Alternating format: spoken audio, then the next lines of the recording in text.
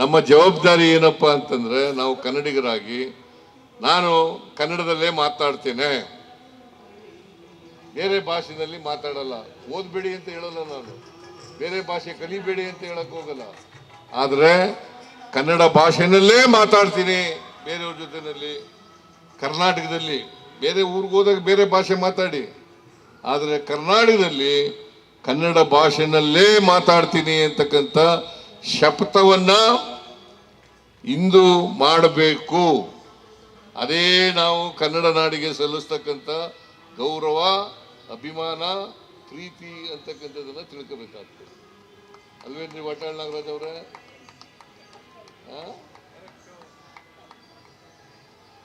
So ಅಷ್ಟು ಕೆಲಸ ಮಾಡೋಣ ಸಾಕು. ಅದು ಮಾಡಿದ್ರೆ ನಾವು ಕನ್ನಡಕ್ಕೆ ಗೌರವ ಕೊಟ್ಟಾಗ ಆಗ್ತದೆ. ಈ ನೆಲ, ಜಲ, ಪ್ರೀತಿ ಇದನ್ನ ನಾವು ನಮ್ಮ ಜಲ, ನಮ್ಮ ಭಾಷೆ, ನಮ್ಮ ತಾಯಿ ಭಾಷೆ ಅಂತಕ್ಕಂಥ ಭಾವನೆ ಬರಬೇಕು. ನಮ್ಮ ಭೂಮಿ, ನಮ್ಮ ನೆಲ, ನಮ್ಮ ಗಡಿ ಪ್ರದೇಶ, ಇದಕ್ಕೆ ಕರ್ನಾಟಕ ದೇವರಾಜ ಅರಸರವರಿಗೆ, ಮಾಜಿ ಮುಖ್ಯಮಂತ್ರಿಗಳು, ಅವರಿಗೆ ಬಡವರ ಬಂಧು, ಕರ್ನಾಟಕ ರತ್ನ ಪ್ರಶಸ್ತಿ ಕೊಡಬೇಕು ಅಂತ ಮನವಿ ಮಾಡಿದ್ದಾರೆ. ನಾನು ಇದ್ರ ಬಗ್ಗೆ ಕ್ಯಾಬಿನೆಟ್ನಲ್ಲಿ ಚರ್ಚೆ ಮಾಡಿ ತೀರ್ಮಾನ ತಗೊಳ್ತೀನಿ. ಯಾಕಂದ್ರೆ ನಾವು ಒಬ್ಬನೇ ತೀರ್ಮಾನ ಮಾಡೋಕ್ಕಾಗಲ್ಲ, ಕ್ಯಾಬಿನೆಟ್ನಲ್ಲಿ ಚರ್ಚೆ ಮಾಡಿ ತೀರ್ಮಾನ ಮಾಡೋಕ್ಕಾಗಲ್ಲ.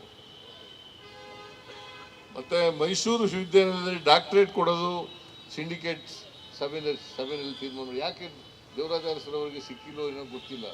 ಬಹಳ ಜನಕ್ಕೆ ಡಾಕ್ಟರೇಟ್ ಕೊಟ್ಬಿಟ್ಟಿದ್ದಾರೆ. ಬಹಳ ಜನಕ್ಕೆ ಕರ್ನಾಟಕದಲ್ಲಿ ಈಗ ನನಗೂ ಡಾಕ್ಟರೇಟ್ ಕೊಡ್ತೀವಿ ಅಂತಂದ್ರು, ನಾನು ಬೇಡ ಅಂತಂದೆ.